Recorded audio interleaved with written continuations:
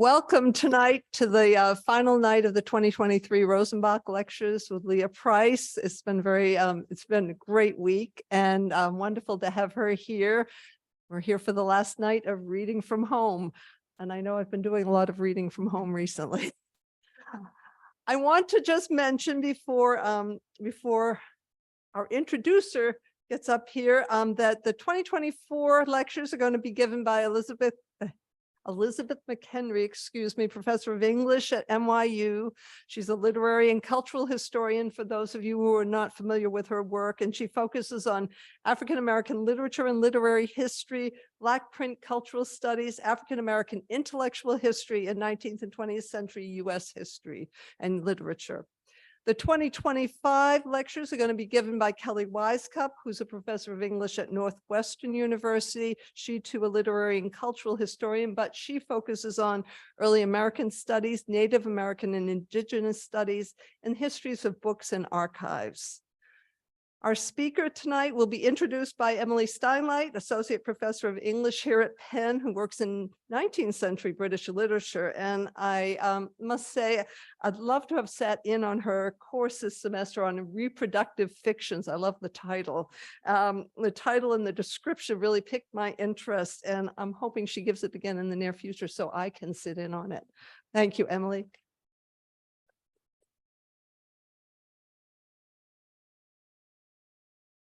Thank you so much. Hi, everyone. Really wonderful to see you all this evening for the concluding talk in Leah Price's lecture series, Reading from Home. And it is an honor and a great pleasure to introduce Leah Price, the Henry Rutgers Distinguished Professor of English and Acting Director of the Center for Cultural Analysis at Rutgers University.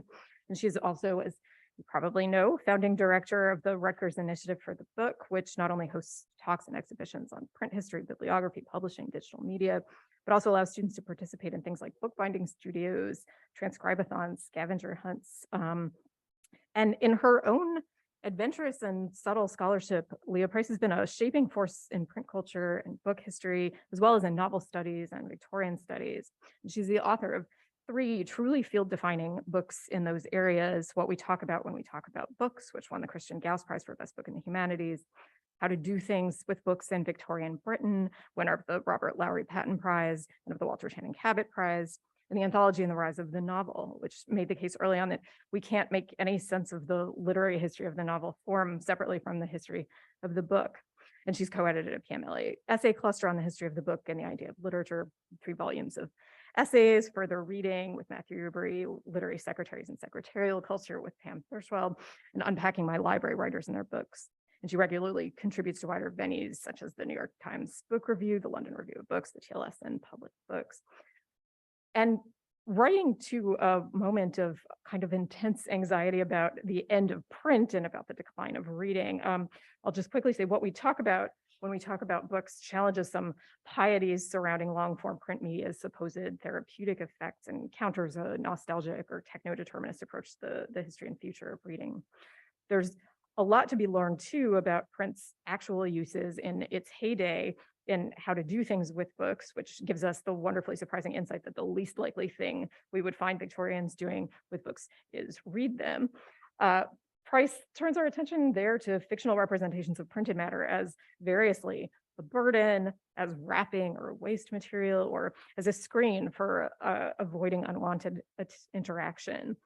And her lecture on Tuesday examined print's uses beyond reading and a fascinating account of tracts, how they compare with realist novels, and also, and importantly, how they functioned as objects, often as gifts to servants, whether or not they were read. And as she reminds us, that can be tough to verify materially. A crucial insight of this whole series is that studying books as objects involves not just the relations of labor that produced them, especially in the age of industrialized publishing, but also the labor dynamics that follow them from the realms of production and exchange and into domestic space. And of course, the middle-class home, despite its ideological separation from the realm of work in the 19th century, is of course also a work site, both for the unwaged reproductive labor of women and more obviously for the vast occupational category of domestic servants, to whom she turns our attention. And reading at home as a framework calls attention to the contingencies of class, gender, property, and perhaps not least of all time that follow from this. And I'm very excited to hear her talk today on the uneven and variable relation between reading and labor. It's entitled Inessential Reading. Please join me in welcoming Leah Price.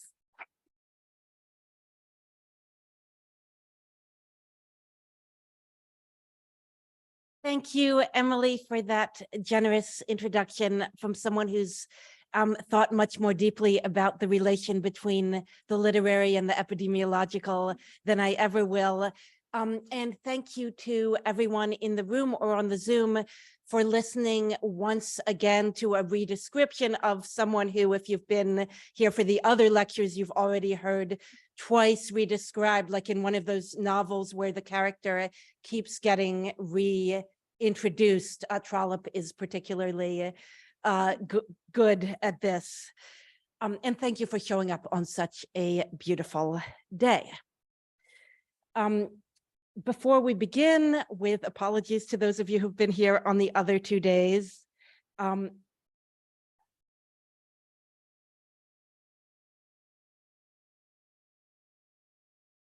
sorry, I just need to issue for a third time a disclaimer that Rutgers, AAUP, AFT, the union of which I'm a member, began a work stoppage this week. The work stoppage continues. We've not reached an agreement, and we're striking for living wages for all graduate students and contingent workers. And the honorarium for this week's lectures will, of course, go to the strike fund. And if anyone on the Zoom is in or around New Brunswick, please join our print-in, which is happening every day from 9 to 5 in front of the English department. And if people are on the Zoom are in Camden or Newark, good luck to you.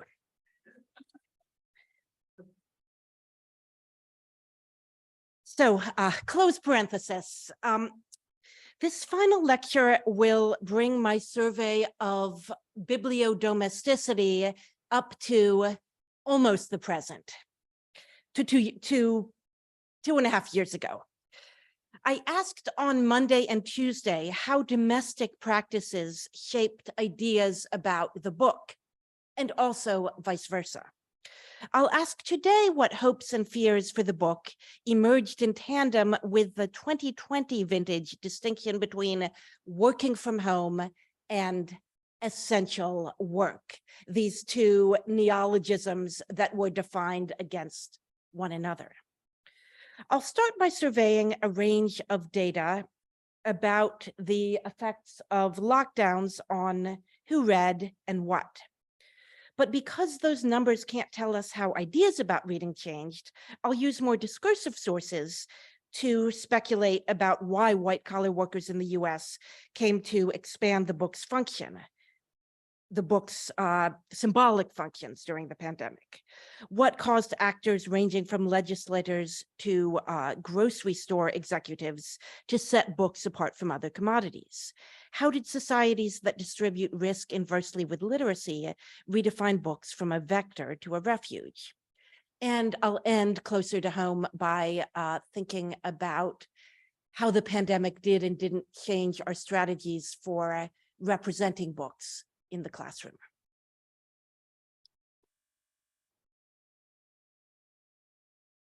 I began these lectures on Monday by quoting a 1927 magazine correspondence that predicted that books would disappear as live-in service, or rather that the owning of books by private individuals would disappear together with the end of live-in domestic service.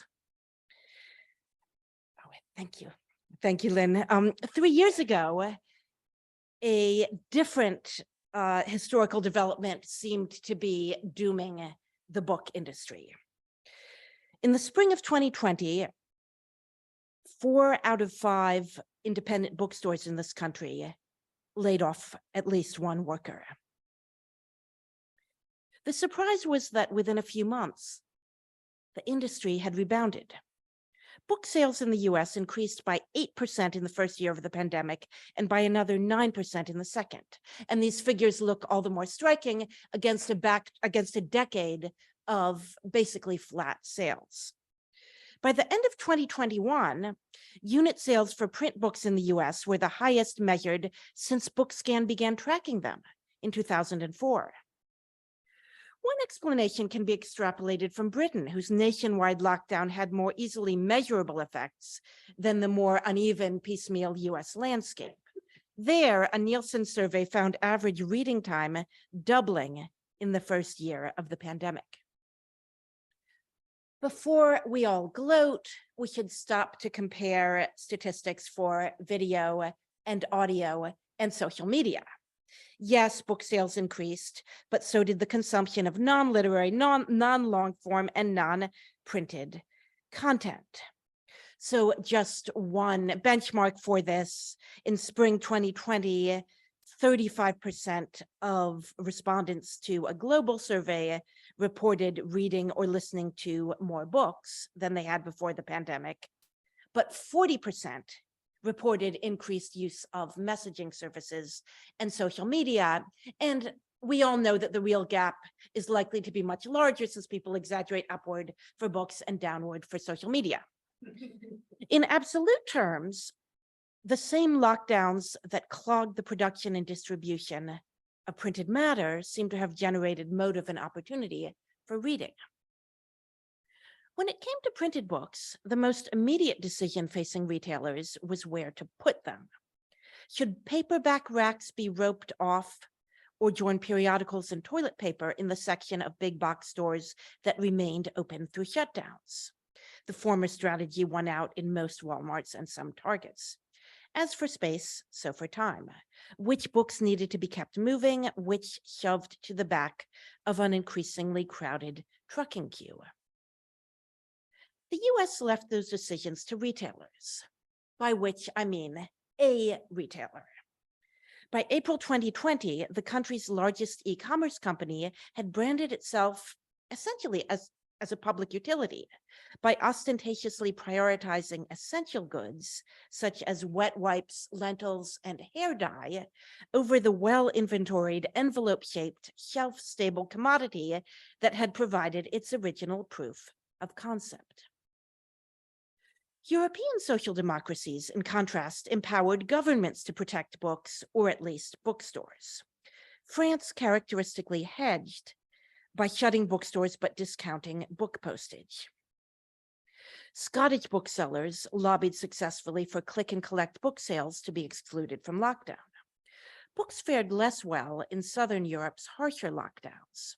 In Italy, where books counted among the many commodities bought mostly in person, the lockdown of spring 2020 slashed total book sales by almost 80%. Italians' low rate of e-reading can't be the only explanation, because in the US, print sales soared even after storefronts shut down. By the beginning of 2021, US sale of hardbacks and paperbacks had climbed 21% higher than the same time a year earlier. Amazon, okay, I was trying not to say the word, but the retailer earlier mentioned, which in January 2020 was selling half of printed books bought in the US, as well as, of course, all but a few of the ebooks sold direct to consumers, scrambled throughout the summer to procure enough containers to ship books and enough trucks to pick up the titles already ordered. Those numbers suggest that the factor differentiating the US from Italy was the online sale of printed books, with e-commerce proving more important than e-books. E-reading, by some measures, did win out globally, but not in the form of e-books, much less of e-readers. Rather, the pandemic's biggest beneficiary turned out to be the MP3. Audiobooks, initially abandoned as cars idled in driveways, soon found themselves bought in great numbers and borrowed in greater. The long-form listening platform that holds a near monopoly, I'm not going to say its name, in this country, reported 20% more hours of long-form listening during the US's spring 2020 lockdowns. A month into global lockdowns, Overdrive, the largest distributor of audiobooks for US libraries, reported a 30% increase in borrowing worldwide. It will come as no surprise to anyone here that lockdowns in this area, as in most areas of life, exacerbated existing inequalities. Late in 2020, a UK survey found that while before the pandemic, 47% of boys and 49% of girls reported enjoying reading, the 2020 lockdown resulted in a 10% gap. Compare the 1869 remark by the novelist Charlotte Young, whom we encountered in a different context on Tuesday, that there are so many hours of a girl's life when she must sit still, that a book is her natural resource. Domestic reading, sitting still, favored some formats over others. In the absence of the train commutes that gave rise to the newsstand paperback, portability ceded to washability. Board books, those chunky hardbacks whose laminated pages stand up to teething and wet wipes, saw their US sales triple. As literary preppers who had optimistically stopped up on Camus or Saramago found ourselves scouring eBay for price-gouged coloring books, print categorized as games, activities, and hobbies sold 25% more than the previous spring. But none of the statistics that I've just reeled off so glibly can really tell us anything about what set reading apart from other forms of consumerist hunkering, whether that's novels consumed in the form of audio files or whether that's paper made into playing cards.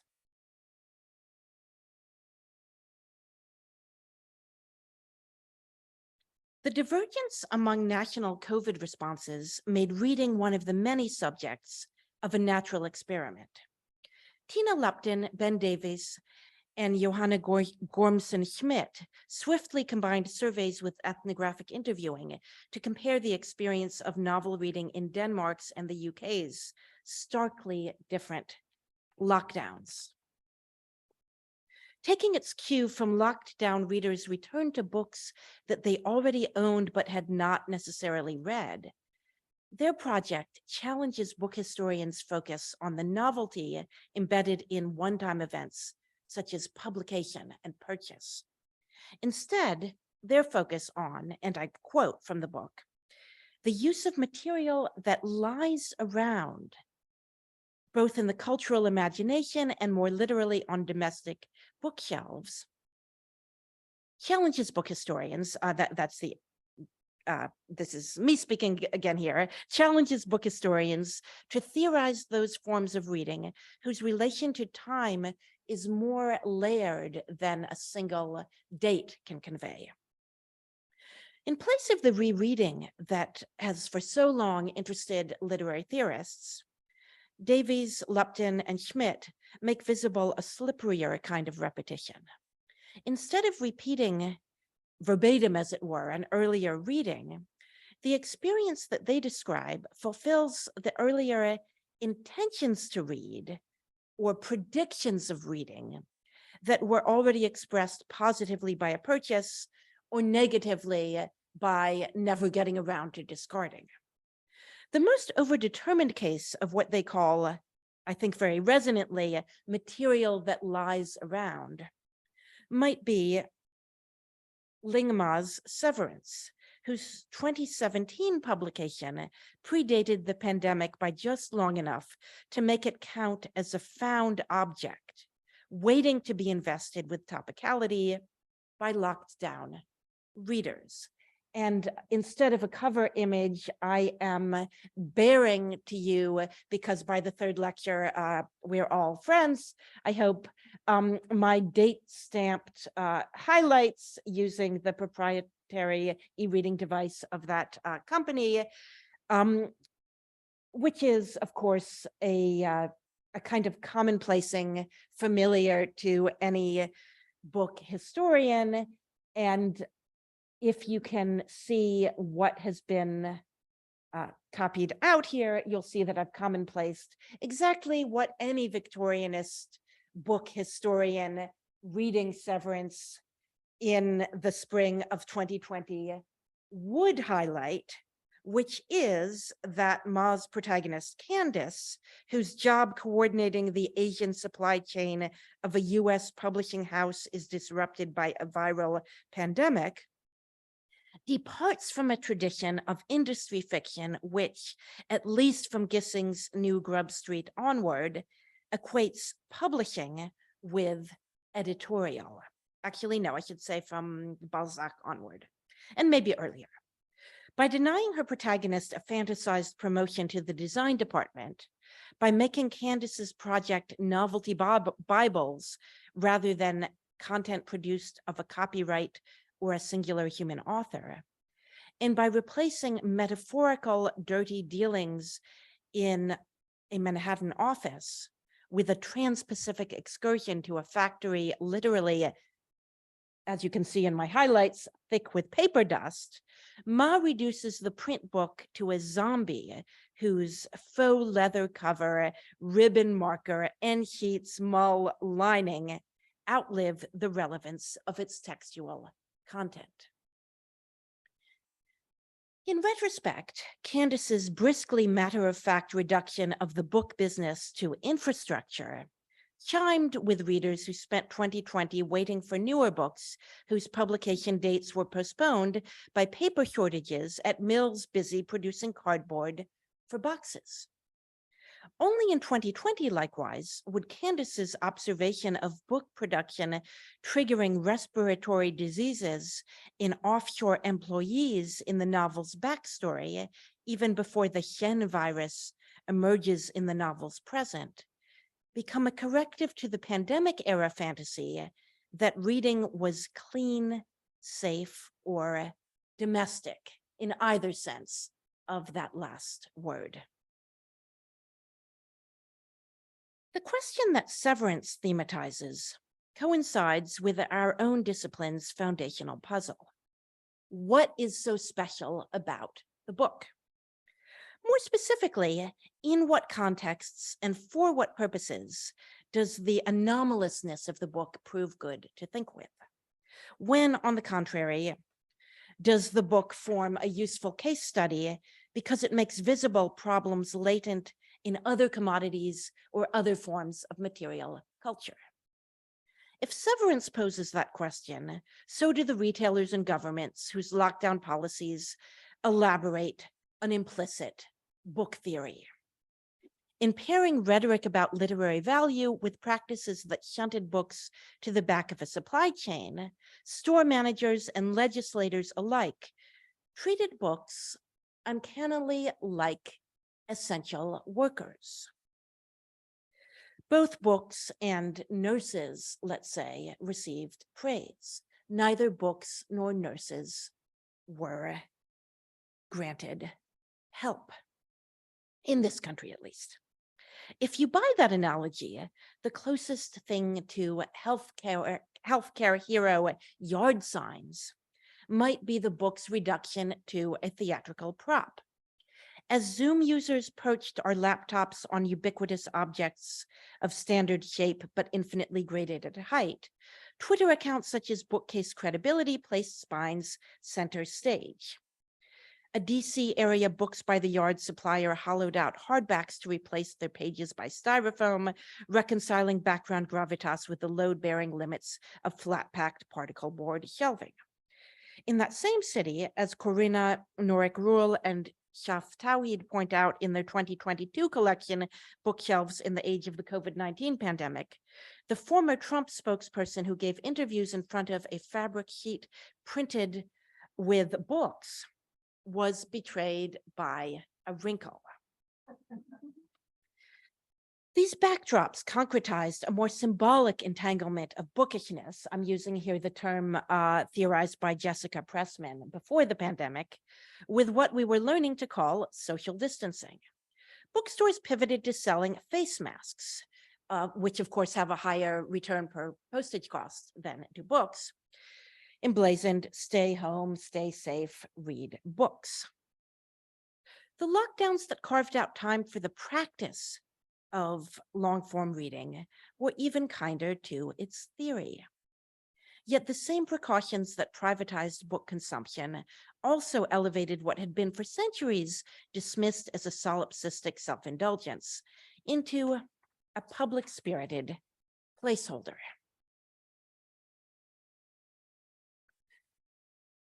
The unavailability of virtuous virtuality to the essential workers asked to scan or truck books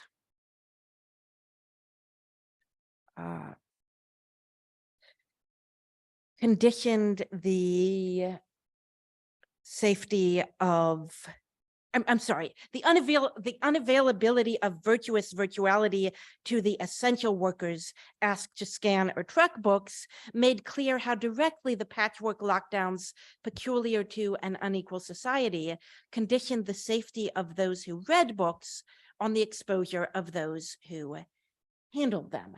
And I'm missing a slide here because I have driven the kind person who is dealing with tech crazy by sending 2 revisions of my PowerPoint today. But what I would have shown you is a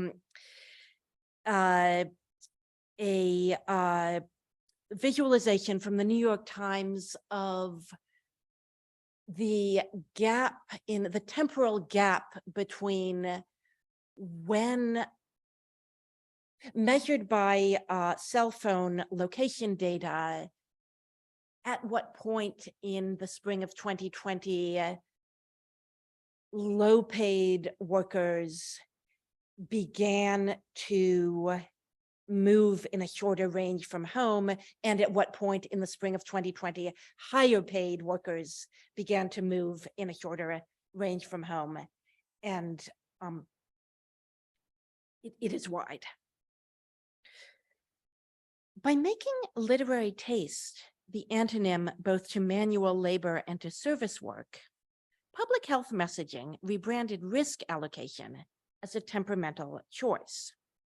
In the private sector, the strikes sparked by Amazon's withholding of PPE, professional cleaning services, and hazard pay called attention to the vulnerability of everyone who scanned and uploaded, cherry-picked, and trucked books.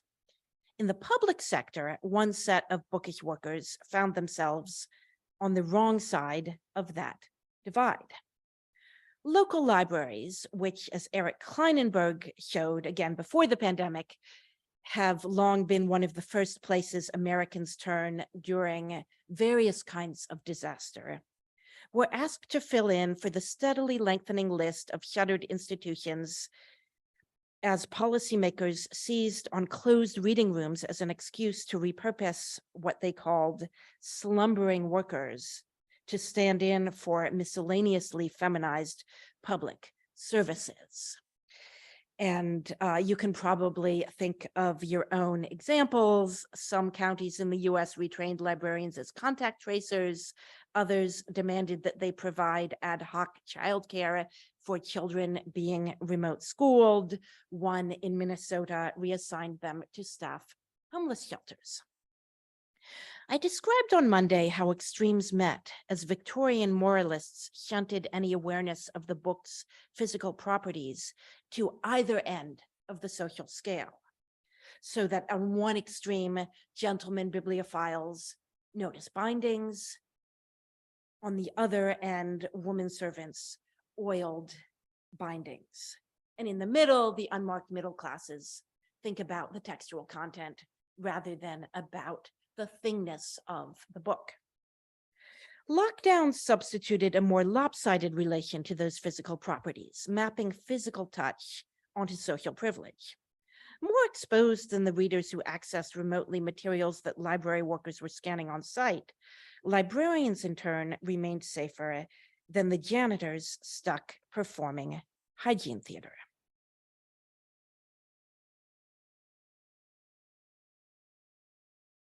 This tweet by a public librarian in the UK in Suffolk relocates to public spaces the double bind that we witnessed Monday in the gentleman's study, where cleaners are blamed both for moving the books and for not moving them.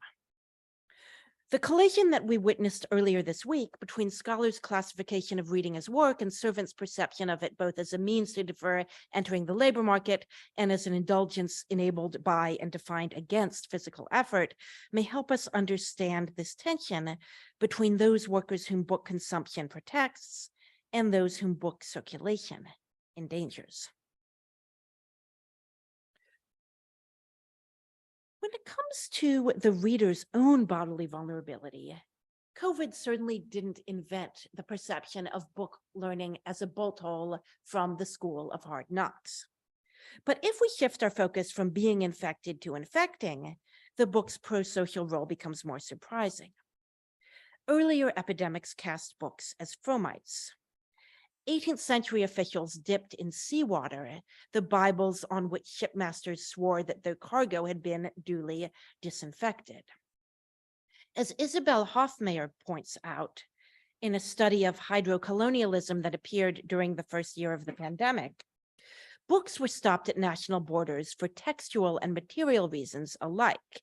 And Hofmeyr's takeaway, in line with a lot of other work on the anthropomorphization of the book, is that quarantining print provided a blueprint for quarantining persons. It might not be a stretch to generalize Hofmeyr's point to notice that public libraries developed in lockstep with the discipline of public health. Both 19th century civic enterprises intersected, as historian of science Gerald Greenberg shows, when librarians cross-checked borrowing records with disease registers. After tracking down volumes that had been lent to smallpox-infested homes, these proto-contact tracers confiscated them to destroy or transfer to hospital collections. Reading as a refuge for those locked down by illness can make books a vector for contagion. In 1894, a few years after an enterprising British librarian invented a book fumigator to gas volumes with sulfuric acid between loans, the British novelist Rhoda Broughton warned library users, self-deprecatingly, against fiction like her own, which she deemed likelier than more serious genres, in her words, to have been thumbed by convalescent scarlet fever and mumps. A few years later, an American scientist researched smallpox transmission by asking infected patients to bed down with library books, in his words, sticky with filth, before giving the books to lab monkeys as toys, and finally soaking the pages in milk before feeding them to the monkeys, who do not seem to have got smallpox, whatever other indignities they were undergoing. Long perceived as cleaner than manual labor, reading now looked like an occasion for hand-to-hand contact. The Public Health Amendments Act of 1907 fined British library patrons 40 shillings for borrowing library books while infected with a transmissible disease. Scientists advised librarians to place bowls for hand washing at the entrance and exit of the reading room, and squares of glass over the pages while they are being read, so as to avoid any soiling by the results of involuntary acts such as sneezing or coughing. Another expert added in 1886 that sterilizable moisteners could replace licked fingers for page turning, and this is quoted in Greenberg's wonderful article about books as disease carriers, which I have to confess, I read before the pandemic, and as in the kind of reading described by Lupton, Davies, and Schmidt, the article took on a whole new meaning to me when the phrase sterilizable moisteners, which had never caught my eye, suddenly felt like, oh yeah, that's a wet wipe. Life would become safe, according to one retired librarian, only when, this is Greenwood writing in 1890, only when we have foregone or disinfected our books, buried our milk, analyzed our water, killed our cats, declined to use a cab, and sternly refused to shake hands with our friends. Now, a historian of science might explain late 19th century library reforms by the triumph of germ theory over miasmatic theories of airborne contagion. From that perspective, the dirty page looks like a successor to the windowless room, with the hands replacing the lungs as the locus of concern. A book historian would be likelier to explain fears about book handling as attempts to salvage the class distinctions breached by mid-19th century public libraries that lacked the social exclusivity of their members-only predecessors, whether directly through in-person breathing or transitively through shared books. In the early days of the AIDS epidemic, when a nurse at one New York hospital contacted the local branch library to check out books for HIV-positive readers, the request was refused on safety grounds. Faith in the text continues to battle fear of the book. By fall of 2020, even as new studies measured how briefly the virus survives on natural and synthetic leather, paper, and mylar, librarians opened book drops to find charred volumes, microwaved by people who didn't realize that RFID tags are combustible. Later that year, the state of Massachusetts outlawed magazines in hotel rooms in the same month when it reopened library buildings.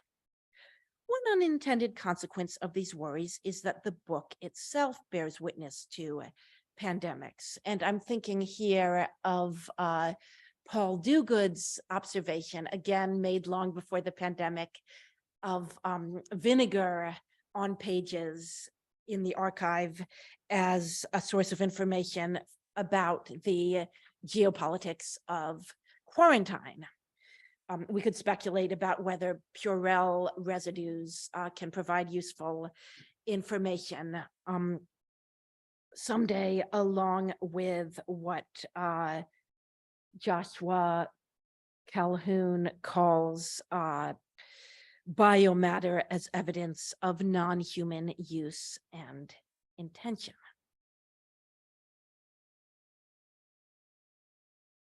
It's less clear how the pandemic has changed the reading that university students do for grades and university teachers for pay. Remote work affected some vocational subcultures immediately, according to the MIT research team that identified preprints as the beneficiary of the pandemic. This is true not just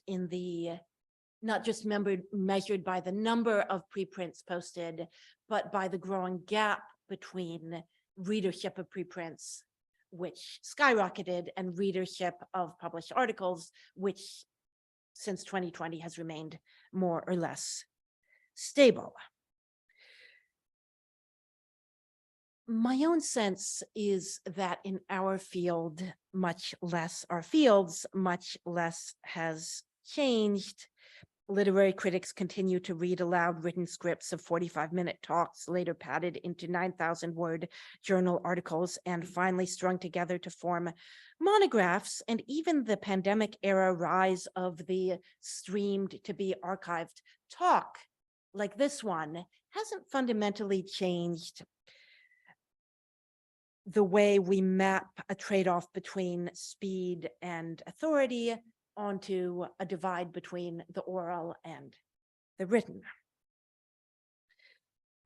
Nor, I think, has the university's capture by corporate audiovisual platforms changed our tendency to represent printed books through still photography, which tends to mean the page image, although occasionally something like this screenshot.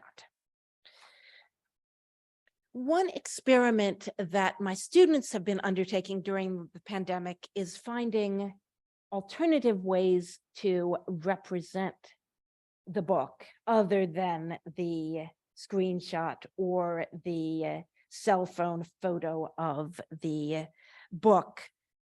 These exercises were inspired in part by reading Sarah Warner's What's a Digital Image and thinking about what's not a digital image.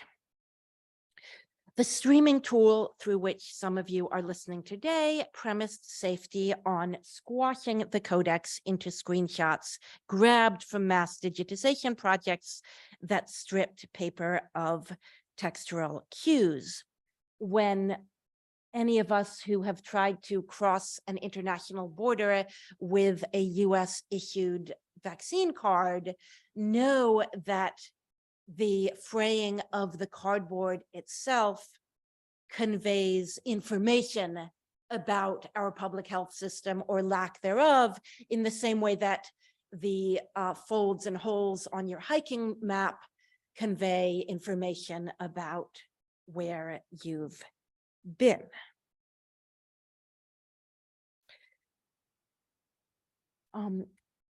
I will pass over this YouTube read aloud, but just say that for me, the three-dimensionality of the book was restored in the spring of 2020 by children's librarians who put their own hands back into the Zoom frame as they unfurled, unfolded, popped up, manipulated the book, rather than by those mass digitization projects where the presence of the library worker's hand is a mistake.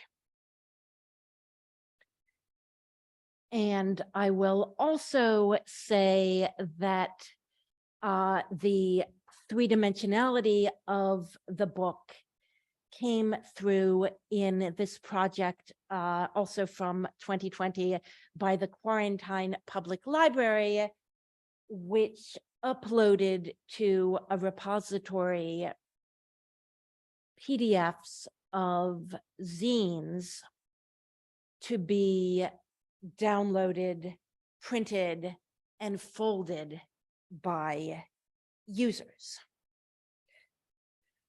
Now, if you're an art historian, you might see mail art.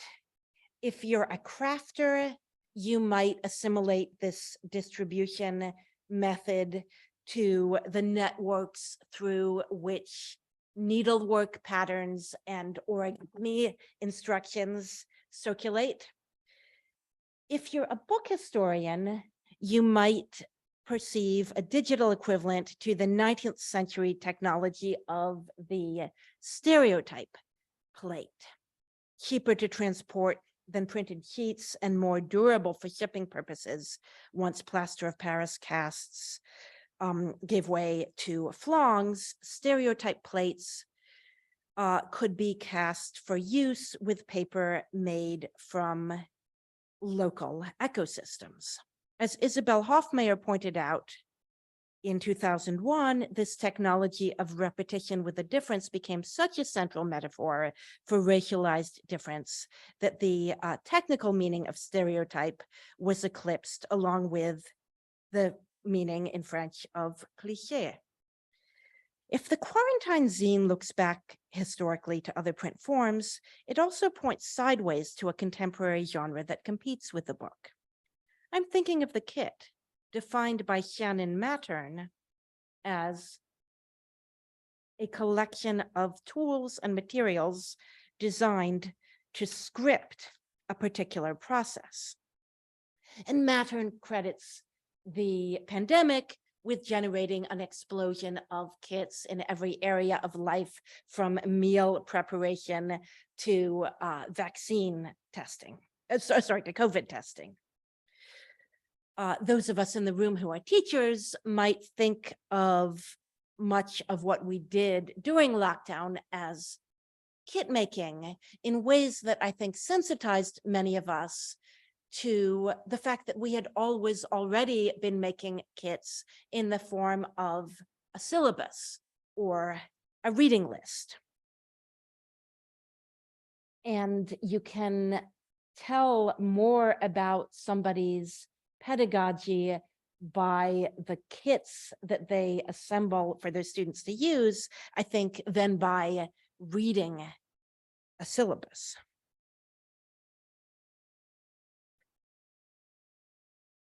Universities resemble books and essential workers in one respect. All three look special until they're not. The kitchen table bricolage at which my book history courses grasped throughout 2020 when students mailed one another letters and exchanged homemade zines was shaped by a postal system less functional than that which fueled the early 20th century correspondence courses about which colleagues in the library scanned articles from my students to download. We worked with book students owned, cheap books, books in the many different types and scripts found in central New Jersey living rooms. My students' vernacular book history located diversity not in the names of authors on a syllabus, but in the range of relations that they and the families glimpsed behind them on the Zoom screen held to print. Even before the pandemic, budget cuts force instructors to replace high-tech makerspaces by handmade makeshifts and all hands make-withs. Policy decisions that make education unevenly intimate and collections unequally accessible lent urgency to Matthew Kirschenbaum's plea to disentangle what he calls a bibliographic habit of mind from particular media, methods, and tools. My students learned from home for 15 months, though few stopped commuting to in-person jobs.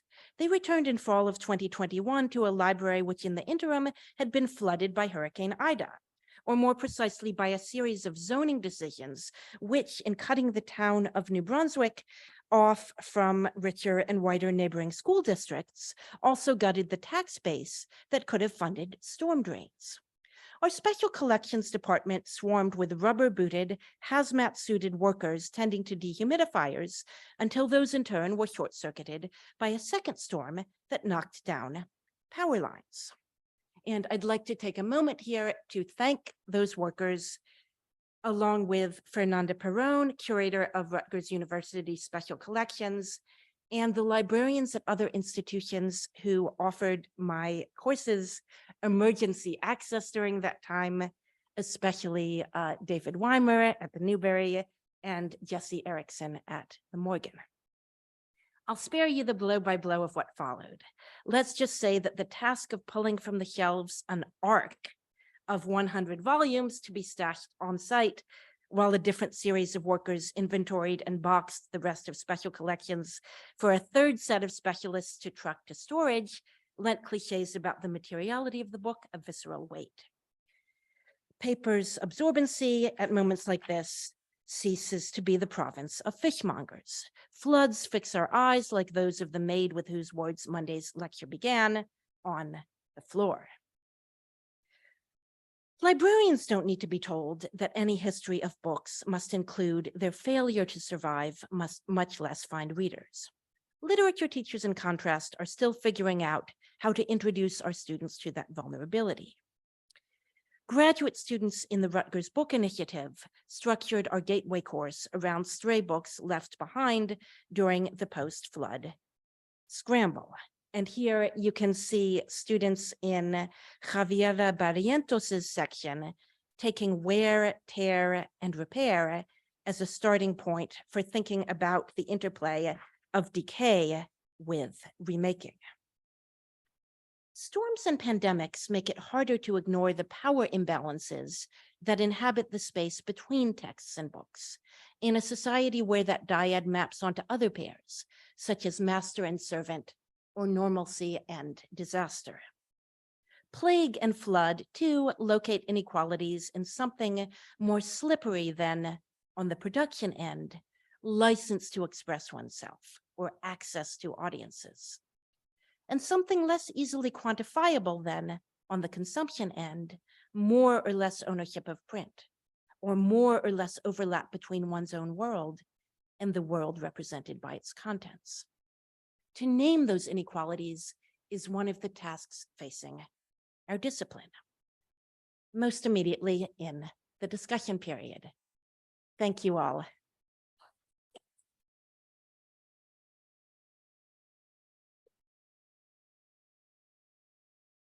Thank you, Lynn, for the microphone and for making this whole week happen. You're welcome. Do we have any questions from the floor? We're going to begin with the floor. Anybody here? Peter. Thanks very much for these wonderful 3 lectures. I'm thinking about bibliodomesticity, and one of the questions you're sort of raising is are books a different kind of product from other kinds of products? But it seems to me that they're very different in themselves, particularly in relationship to domestic space. And I'm thinking about what it means to read aloud. And I think one of the things that's been really crucial about lockdown is how differential it's been for people with children, people without children. I mean, for many people without children, I mean, I'm talking about often academics, it's been a dream time. In other words, that you've been able to read in a way that, you know, there's an isolation there that actually has been fabulous. And it seems to me that one of the aspects of books in relationship to domesticity for certain kinds of teenagers and often become academics of that kind of teenager is that it's antisocial. It's actually against the domestic sphere. You don't want to communicate with your parents. You don't want to communicate with your brother. You don't want to communicate with people around you. And so that's one kind of reading. And it's very different from the kind of reading that parents do to their children, or the classic 19th century scene of reading aloud, you know, in families, which I grew up in a family that did that all the time. But it still seemed to me that people practice those. So they're very different kinds of bibliodomesticity. And so one of the questions, so there's a sort of double aspect to this, you know, to try to think of what is the difference between a place, the home, and a practice. There's a range of practices that take place within the home, which often are antithetical to each other. You know, it seems to me one of which is, you know, meant to join you to other people. And audiobooks would be an interesting, different kind of thing, because there a lot of people that I know anyway, listen to them in cars. And so they sometimes listen to them, you know, it depends if they're driving by themselves. It's very different if you're actually commuting with a group of people. They have to decide. So it becomes something like a reading group if you're actually, you know, playing audio stuff, if you've got long commutes and things like that. But the sort of question I really wanted to get at is the notion of that books seem to have this range of functions in relationship to, and I was thinking about money, which has many of the same features. First of all, paper money. And it seems to me there's far more fear around, there's always been far more fear around money and dirt. And that both for paper money and coins, and the notion of filthy lucre is, you know, is as old as you can get. I mean, it doesn't matter whether it's gold or paper, it's something that's contaminating and contaminates between people. And that goes through to the present, which is contactless. You know, that's been the most extreme thing for me, is to go into all these coffee shops. I didn't even know what contactless payment was at first, you know, so, you know, the notion you're not meant to touch anything. And it does seem to me an extraordinary moment there. And I'm actually wondering to what extent that really is part of the book world. In other words, I think that it might have been at various times a fear that books will put, but I've not noticed that. In some ways, it seems to me that books clean up money. Money is really filthy. You need to get rid of money because you need contactless payment. So that would be the question. Is there something about books that actually, in many ways, resists the notion of that they're touched by nasty, grubby hands, and that all these, you know, so at one level, obviously a public library book, but I've been noticing, you know, around public libraries, they seem to be, certainly in villages and things around us, they're booming. They're doing a huge range of social things for kids. They've been hugely successful in outreach.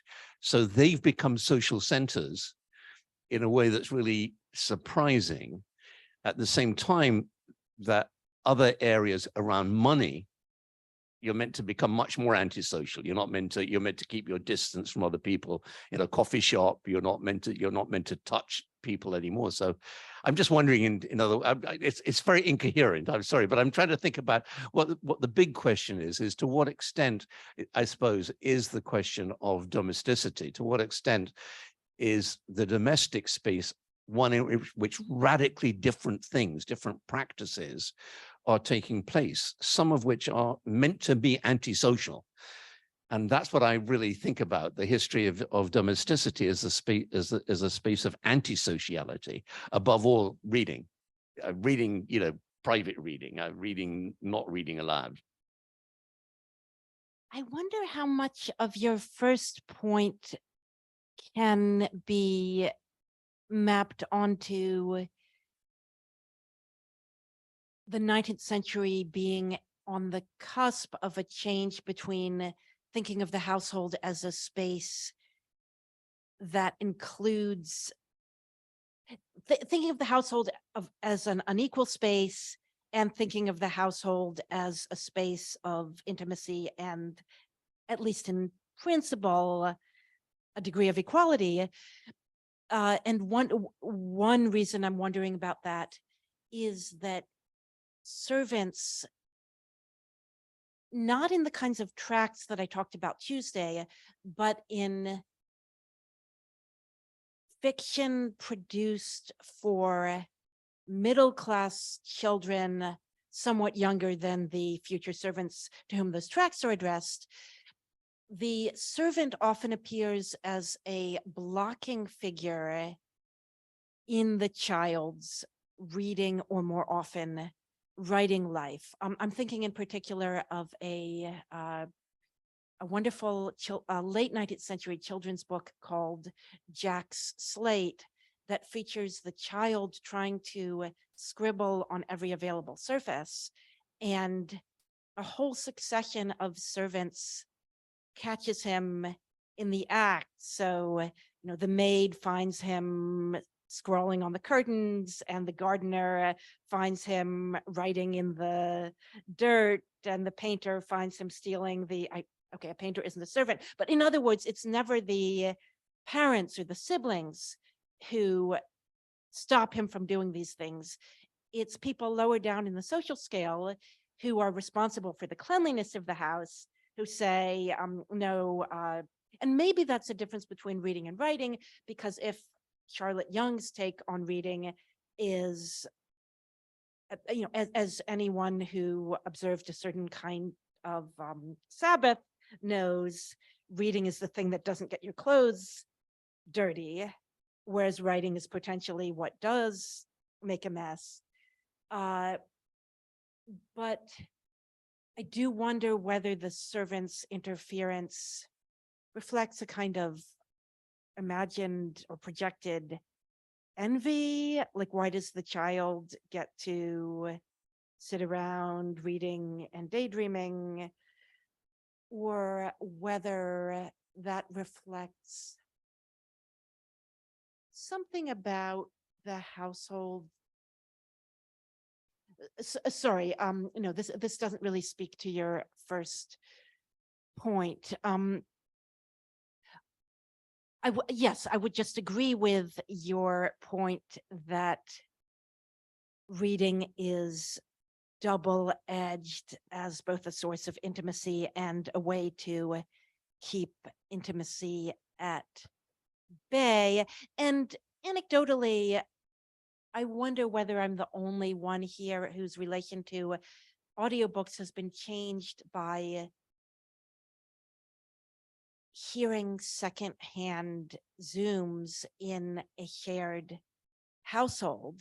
That is, although during the pandemic, I came to love listening to audiobooks using earphones, I came to hate listening to audiobooks from some kind of ambient device, because to me, hearing human voices in an ambient device meant that my partner is on a work Zoom and has forgotten to shut the door, and I'm now allergic to that.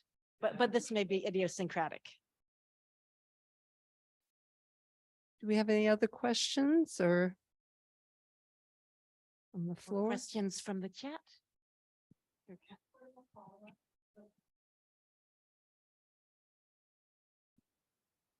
I have sort of a follow-up question, and it is also very unformed. But I was thinking, in line with that, thinking about reading out loud and audiobooks, the difference, like social aspect of books that might have happened during the pandemic. And I'm thinking not just of the creation of how many people were starting reading groups and book clubs, but also in Severance.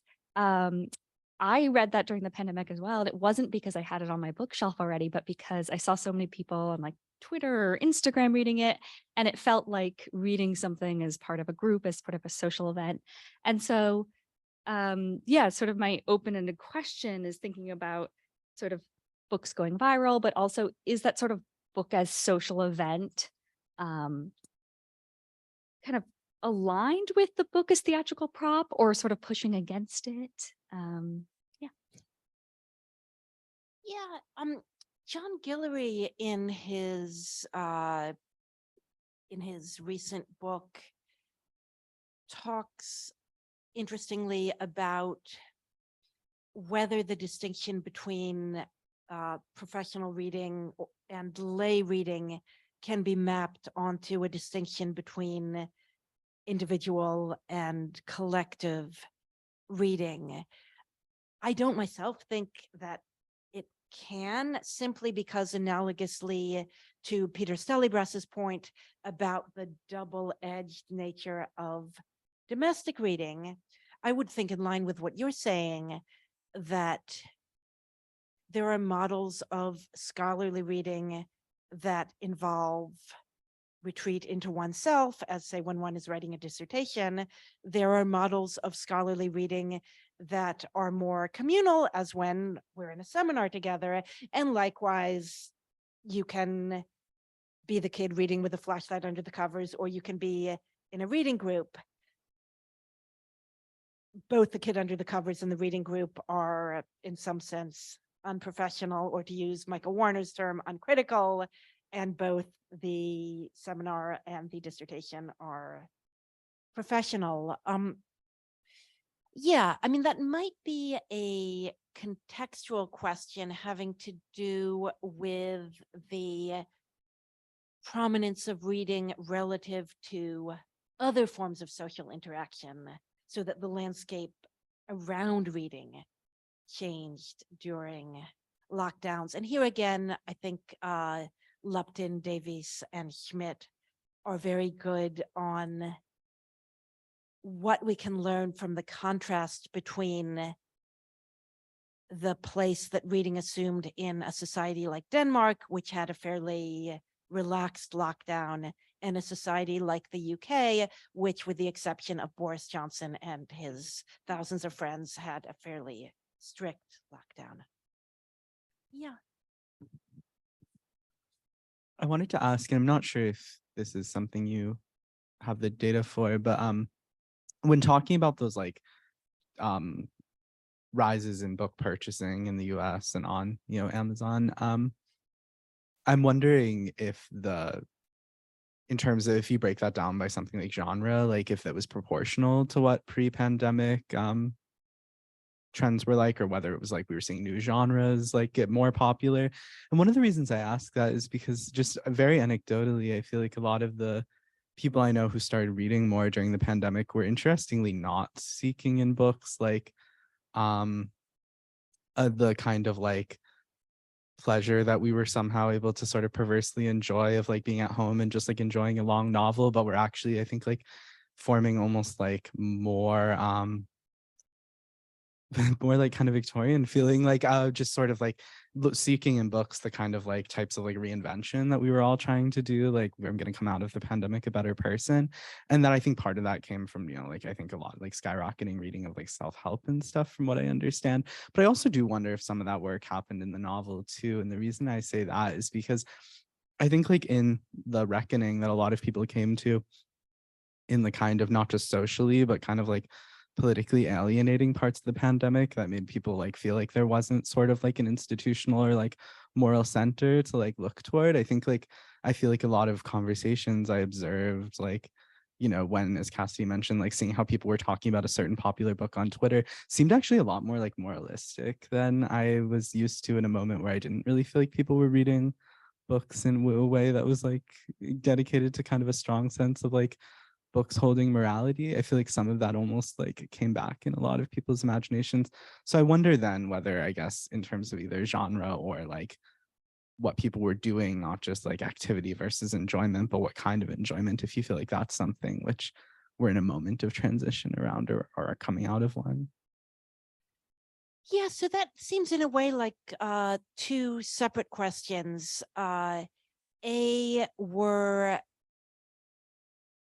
literary genres being used for self-help-esque purposes at a higher rate than previously, and B, were self-help books being read at a higher rate than previously? For the second statistic, I don't have it, but if anyone does, Beth Blum, an alumna of this department who's now at Harvard, would have it. For the self-help question, I wonder whether it would be useful to put that together with data that probably is available on apps like YouVersion and the many other competing devotional apps. What's been happening in that space in the last 3 years?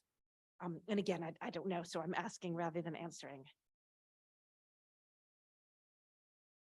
Yeah, I just wanted to ask about attention, because I feel like books became this sort of center of like a lot of anxiety around attention during the pandemic. Like, can we, you know, if we have this opportunity to read, but like, can we actually read? Or like, can we, like, I can't read for more than 20 minutes or something like that. So I'm wondering how that changes. I mean, obviously attention has a long history, but, you know, if it's sort of how the book sort of encapsulated those anxieties. Yes, that's definitely been one of the topics of nonfiction prose since the pandemic, whether it's Caleb Smith's more literary critical book or Jenny Odell's more, I would say, though you might disagree, self-help adjacent series of essays. I don't myself think that there's anything radically new in the book's function during the pandemic as a kind of barometer or benchmark of attention. It's almost as if the way you measure your attention span is by setting out to read a book and seeing how soon you break down. It's like a kind of stress test for your attention. And I'm if you can give it 20 minutes, I envy you. So yeah, I'm curious, do you see anything changing in the book's relation to attention? Do you see attention becoming more sharply associated with the book or with reading as opposed to other practices than it was pre-pandemic? Yeah, I'm not sure. I don't know, maybe just sort of being a PhD student, it became this sort of like, well, how am I actually going to do my work of doing this? And it kind of, I know just a lot of my friends kind of this anxiety around that, but I'm not sure it's totally different.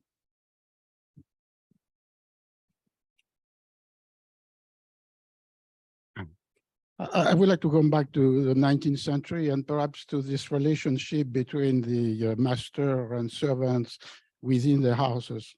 Because it seems to me, when you were talking, I was thinking about a chapter in Norbert Elias, The Court Society. Because in the 19th century, the main issue is the fact that the social differences or hierarchies are embodied in geographical separation, particularly in the cities, West End, the East End, the Beau Quartier, and the popular neighborhood.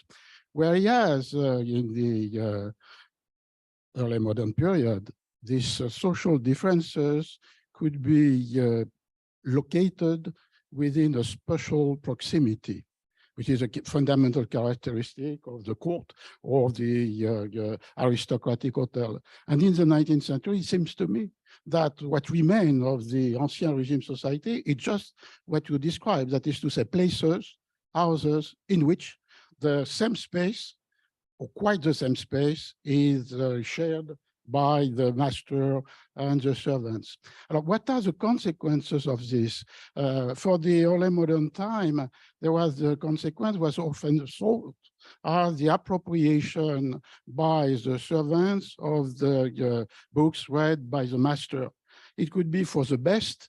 It's a moment in Don Quixote in which the circulation of the text is characterized by the appropriation by the servants or the young people in the antechamber of the house of the novel, or it could be thought as the worst, that is to say, a kind of distortion or corruption of the social order.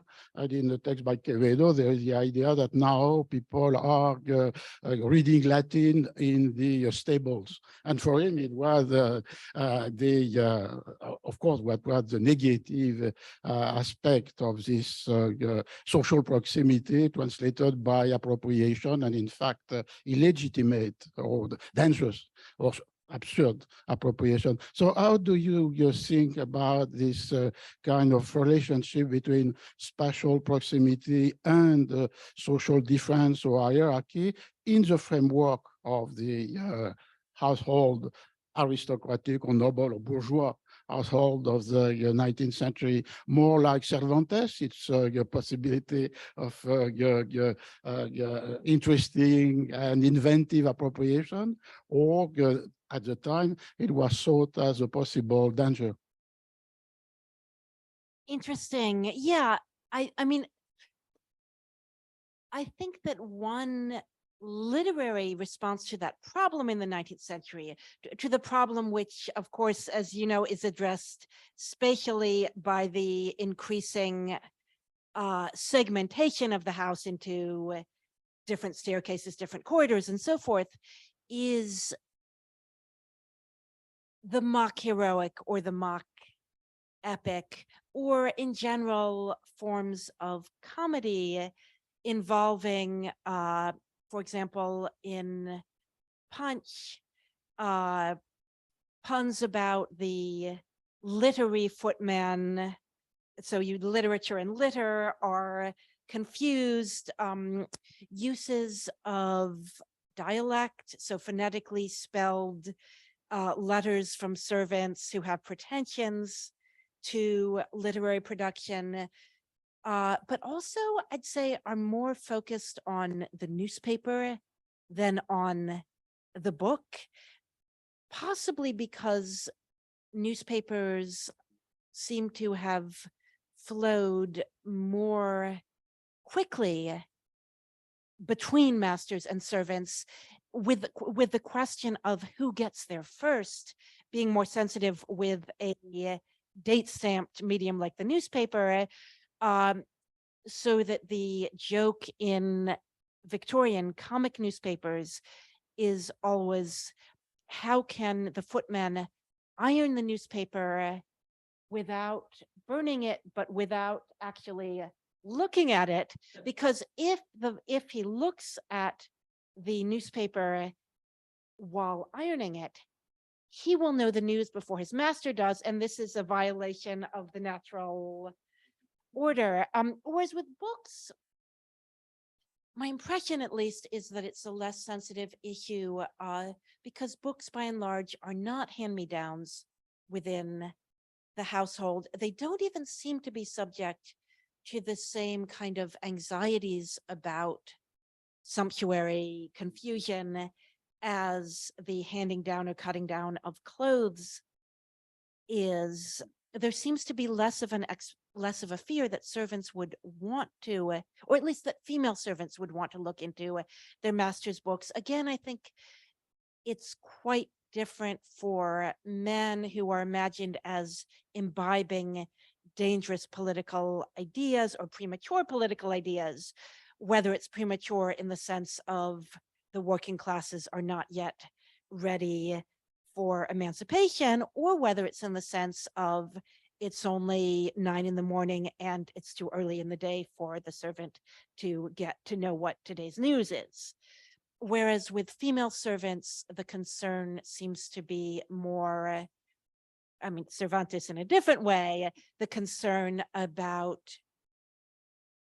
the content of romances, giving ideas above one station, and less about desire for the book itself as a fancy commodity.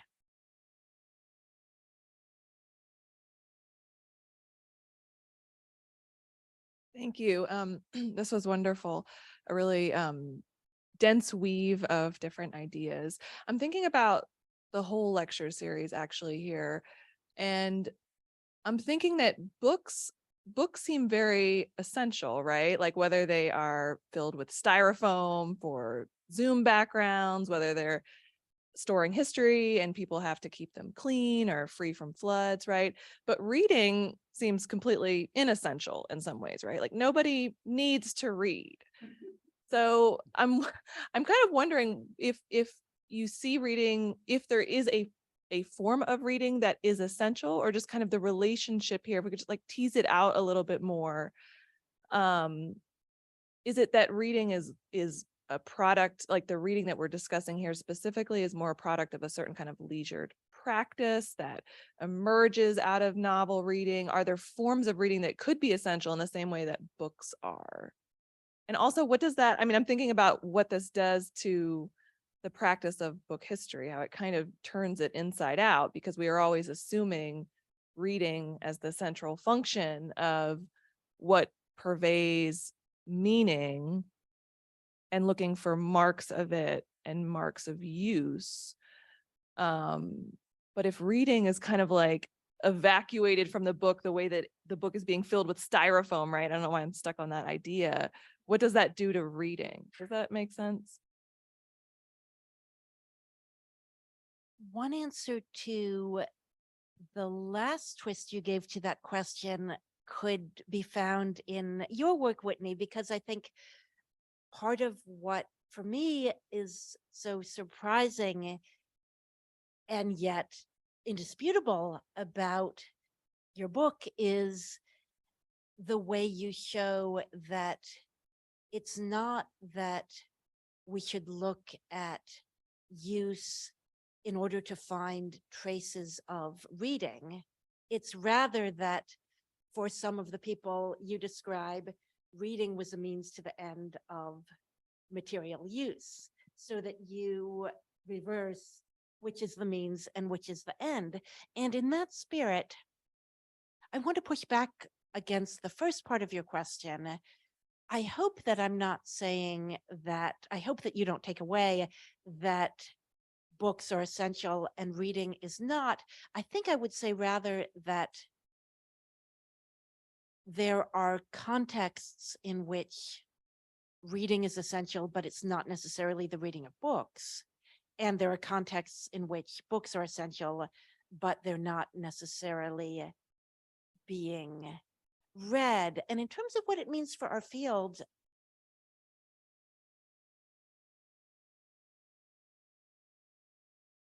I don't know whether this is true of the field at large, but I published what we talk about when we talk about books a few months before the pandemic. And in it, I wrote in retrospect, I think, engaging in the same kind of retrospective glance that Lupton, Davies, and Schmidt talk about, not on reading, but on my own writing this time. In retrospect, I feel that I was too glib about pieties surrounding or sentimentality surrounding reading, not because of the pandemic itself, but because of, just to take one example, what has happened since then with book bans or with library funding. At the time, it feels very long ago. In 2019, I imagined that I was writing as an academic within a larger culture where the professional middle classes were sentimental and pious about books.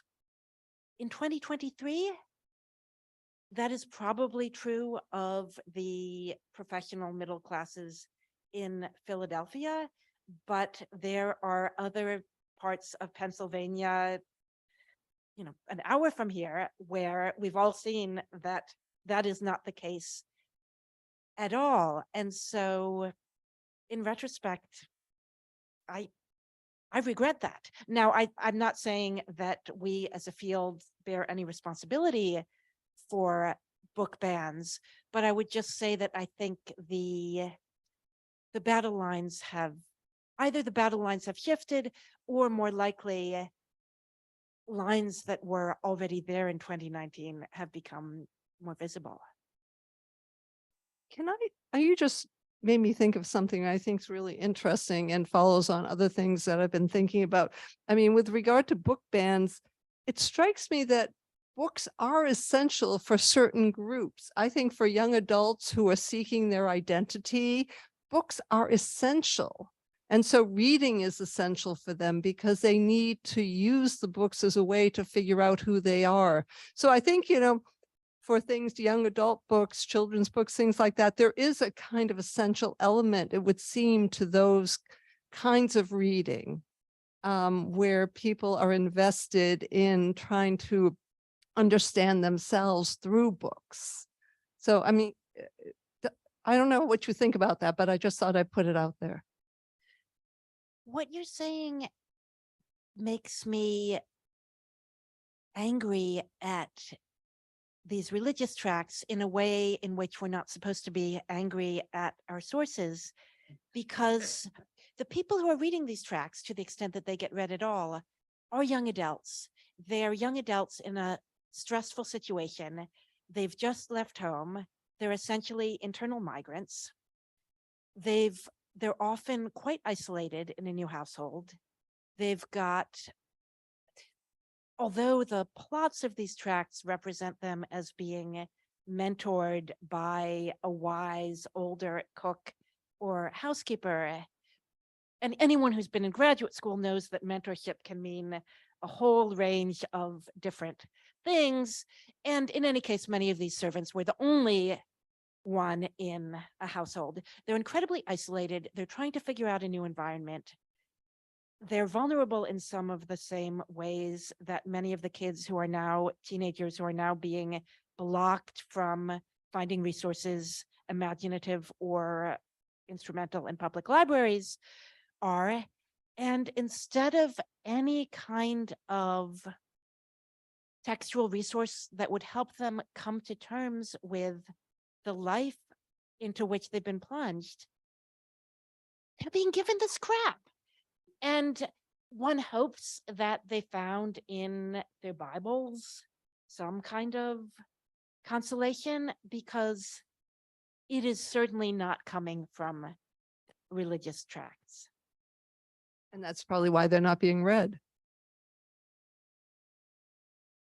Other questions? I was thinking, as you were talking about the way book historians have thought about danger and risk, right? Certainly thinking about books as vectors of dangerous ideas, and therefore tracing the political and legal contexts around their suppression, or thinking about books as vectors of dangerous disease or germ, and therefore, as you pointed out today, the context with public health, the history of public health.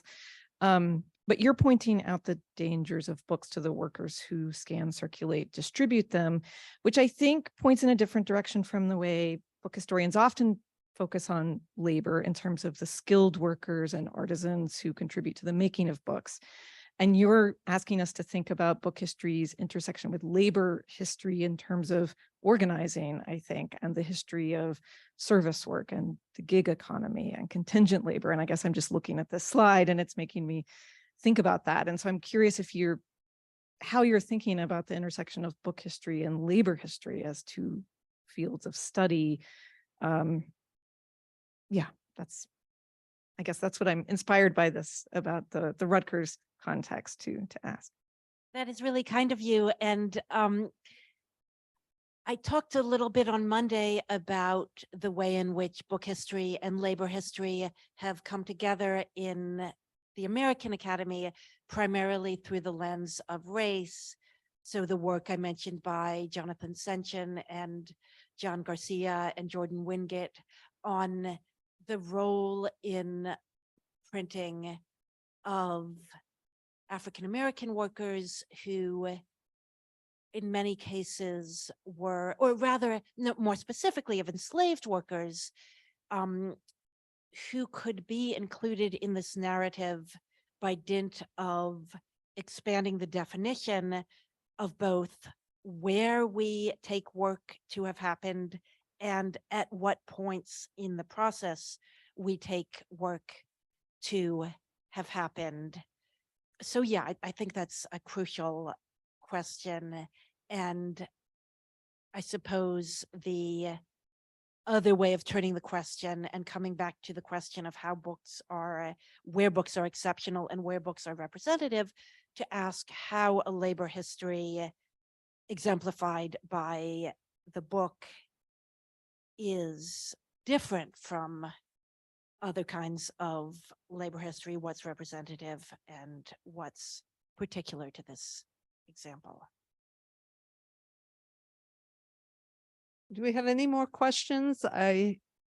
Before we thank Leah for a wonderful series of talks. Thank you so much. And Thank you all.